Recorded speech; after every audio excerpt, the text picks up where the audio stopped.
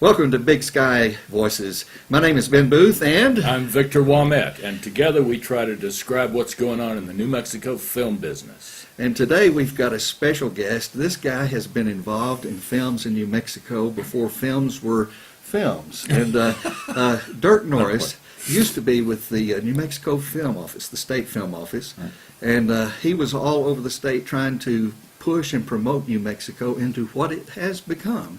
And he is now the, what are you, executive officer of the... Executive Director of the New Mexico Film Foundation. Yes. The one thing I notice about Dirk is that everywhere I go, he is there. And I don't see how you do it. He seems to know everyone. He seems to be a part of everything. And so as a special guest, we wanted to ask him, you want to start it off, Victor? Well, I can do that. Dirk, as you know, I'm primarily a screenwriter. Right. I get asked all the time to describe my story in 25 words or less. So in maybe 50 words, tell us what the purpose of the New Mexico Film Foundation is. Right, so our mission is to help grow the independent film industry in New Mexico, provide financial assistance and educational opportunities to New Mexico independent filmmakers. So we're interested in supporting the men and women who live in New Mexico and want to make their own films, as opposed to Hollywood coming here and making film. Okay. So it's the above-the-line folks, the writers, directors, producers, Okay. and actors who live in New Mexico. Okay. So there's how many, excuse me, Yeah, no, go ahead. how many grants or assistance programs would you say you do in a year? Very few. I mean, our want list is very large, but the actual number of grants that we have right now are very few that we offer through the Film Foundation. One is our partnership with George R.R. Martin with Game of Thrones fame, and he provides a $5,000 screenwriting grant every year, and we've awarded that 3 times, so that $15,000 we've awarded so far. We had a program with Lockheed Martin's Space Exploration Division, and that was another $5,000 grant to a filmmaker to make a movie about the excitement of space exploration. Wonderful, yeah. And we have a post-production grant from Bo McNicholas, who's in Santa Fe. His wife is a documentary filmmaker, and that's a $1,500 grant. We've also had a small travel stipend. When filmmakers' films have been accepted in festivals outside of New Mexico, it's important for them to be there. So we try to help them get there by providing a little money so they can get a motel room or fly or whatever. I see. So in other words, you would welcome corporations that want to do this for public relations purposes or advertising or whatever it is? Oh, absolutely. I mean, we had a handshake deal with Virgin Galactic. And they were going to provide $5,000. It was going to be the Virgin Galactic Filmmakers Grant through the New Mexico Film Foundation. Unfortunately, a week later, they had their crash, and so things went in a different direction. But I think it's a great opportunity for corporations to have a named grant and be a part of the film community that way, and encourage and help local filmmakers tell their stories, and there's a lot of great stories to be told. So Dirk, if I knew of an older person or a person that was wealthy and they wanted to give you a donation, are you a 501c3? Yeah, we're a 501c3 nonprofit. All donations are tax deductible. You'll take donations from younger people as well? I will. Okay. I'll take donations from almost anybody. But Well, you see the independent film business in New Mexico. Dirk, what do you see as the big impediments now for independent filmmakers here? You know, it always gets down to financing, and we can offer grants, and that's a great thing to be able to do. But the end game is finding investors, people to invest in films, and that's the biggest challenge because there's not a lot of invest money in New Mexico. Investing in films is a risky thing to begin with, right? But we're not Hollywood, so we can't produce 10 films at $10 million each and hope that one is a blockbuster. what's your perspective on the incentive programs that the state of New Mexico is doing? Where are we at on that? What would you like to see? We have one of the first incentive programs. All the other states followed us. I think that incentives are not meant to be long-term, but because every other state jumped on the incentive bandwagon for films, you have to play that game now because it is a business and people look at the bottom line for making the films. But we have one of the best, the most comprehensive incentive programs, and that's why we rank so high as the number of productions that come here. Where do we rank? Well, you know, at one point, and we're getting back there, at one point we were the third behind New York and Los Angeles. Really? Yeah. Now there's, you know, incentive programs all over, Right. but, you know, a lot of them have kind of dissolved. A lot of them have run out of money, you know, all kinds of things. But ours So- has been very continuous. It has, with the exception of there was a bit of a dip for a couple of years.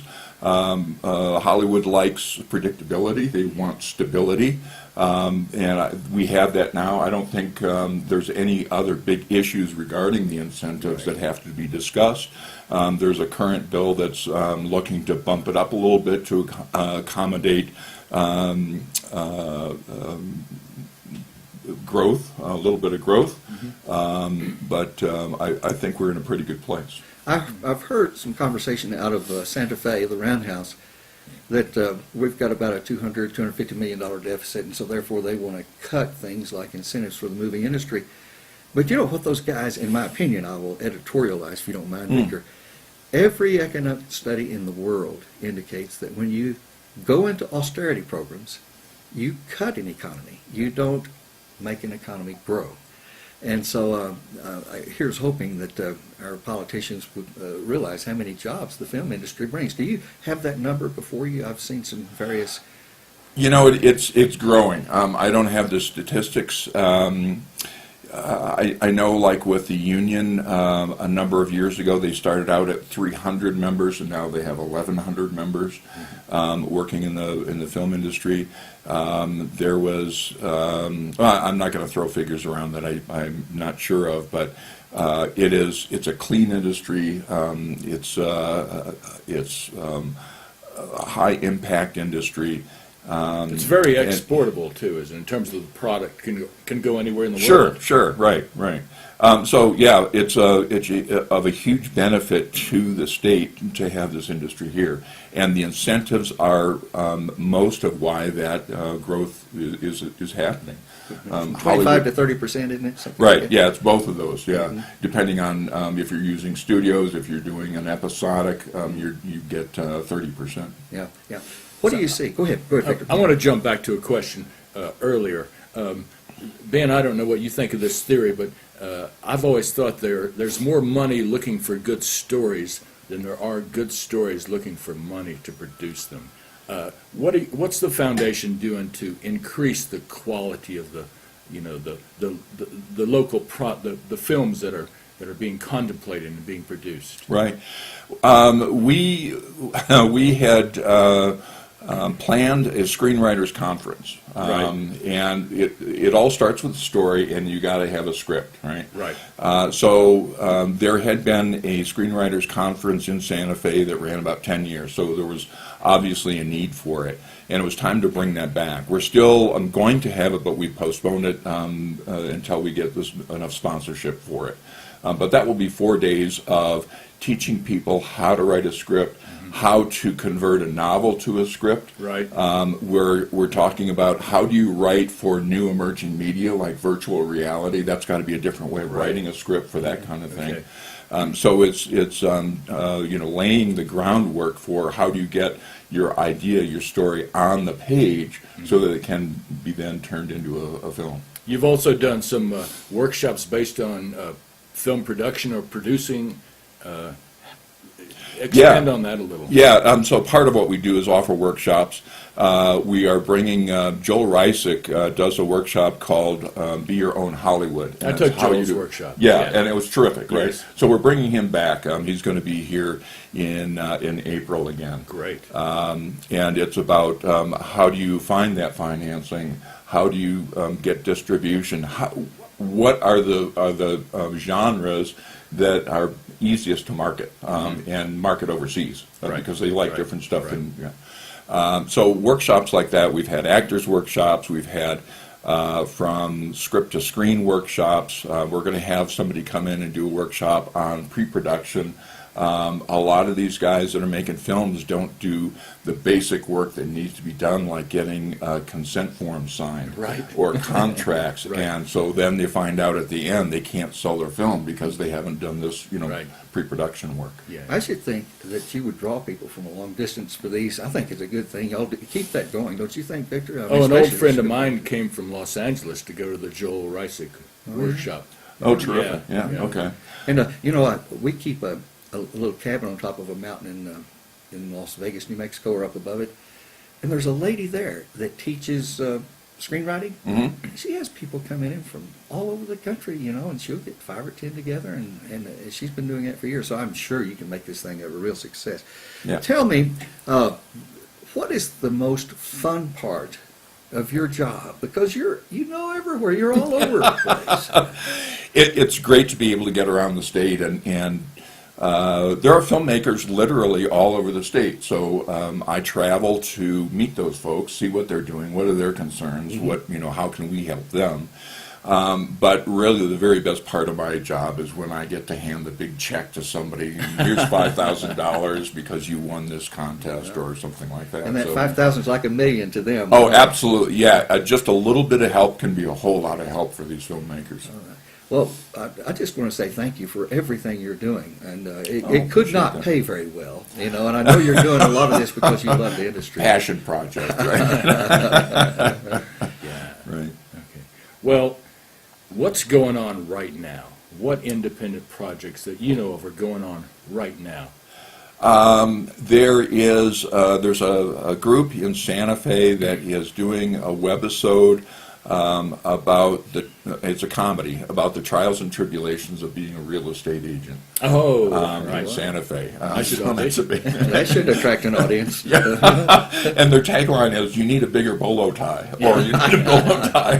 Right? Yeah. There is, Matt Page is doing Enter the Dojo, which is Sure. a farce on martial arts studios, and they've got millions and millions of hits on that webisode, so that's really great. And he actually makes a living on that now, doesn't He he? does, because he has created this character, Master Ken, Yeah. who is in high demand to go to these martial arts exhibits or exhibitions and awards and that sort of thing. So he goes as his character and does these presentations. So Wow, that's cool. yeah, that's really wonderful. Yeah. There's folks. One of the filmmakers in Las Cruces just finished her film called Yoshi, and it takes place. It's in Belize, and it's about a little kid who is trying to protect some parrots that are endangered from being poached and sold so they have drug money. Alejandro Montoya is doing a new film in Albuquerque called Leslie and Monday, and there's a group doing. It's a webisode called Thank You 5, and it's a web series about the theater industry in Albuquerque. Okay. So it's all these wild characters that are involved in theater. So. The truth is more wild than reality. Oh, it absolutely is. Than Yes. myth. Yeah. Most of these are like documentaries and shit. Right. So is anybody here successfully creating a television series like, for Amazon or Netflix or any of the smaller players? None that I'm aware of. Okay. Have you heard of any? What was that Ken Knoll project? I Almost don't know. American. Then Shannon Dare told us he Oh, was working yeah. on a project. That's And, right, yes. And so, Yeah, well, the Thank You 5 is something Shad's working on. Right. And the Almost American, that's a great premise that Yeah, Ken yeah. is working on. I don't What's the think premise of that? Like it's a group of people that are attending class to get their green cards. Right. And they all work at the same casino. Right. And they're people from all kinds of backgrounds and different countries and that sort And the of thing. teacher's so. Native American, right? Right, the teacher's Native American. American, and there's an East Indian guy, and there's African Americans, yeah. and all kinds of ethnic backgrounds. So, now, the Ken told me hilarity he is- sold that to some network, but I haven't. Are they actually filming and producing? as I far as don't y'all think I don't know. They may have gotten the pilot done, but I don't think they're in like full swing. know? Yeah. Okay. Sounds like but- a funny show, though. Oh yeah. So as far as episodics, besides what Matt Page is doing with Enter the Dojo, I don't know of any. That's a tough, that's a tough nut. It's tough to crack. break into. Yeah, It is, yeah. yes. All right. Well, listen, this is Big Sky Voices, and one of the big voices in this state is Dirk Norris in films. Thank you, Dirk, for being with us. I appreciate My it. name is Ben Boothe. I'll say Sayonara. What do you say there? Bye-bye. Thank you.